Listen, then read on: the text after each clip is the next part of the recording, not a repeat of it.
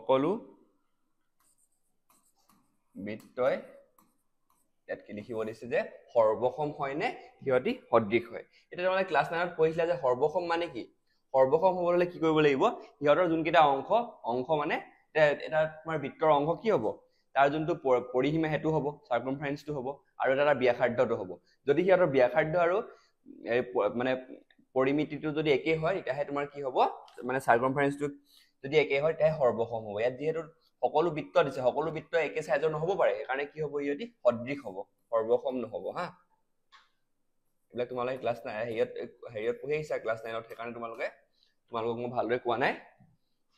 এবাৰ ক্লাস 9 কিতাপখন চালেই তোমালোকে বুজি পাই যাবা বস্তুখিনি হ'ব যদি ডাউট থাকিলে কিন্তু জনাবা আৰু ডাউট বিলাক জনাবা হা এটা আৰু নেক্সট কোৱেশ্চন যে সকলো বৰ্গই কি দিছে তোমাৰ সদৃশ নে সৰ্বসম এটো কি সকলো বৰ্গ দিছে সকলো বৰ্গ কি হ'ব সৰ্বসমটো নহব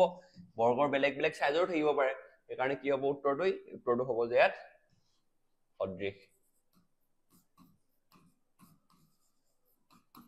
হল নেক্সট প্ৰশ্ন দিছে তোমালোকৰ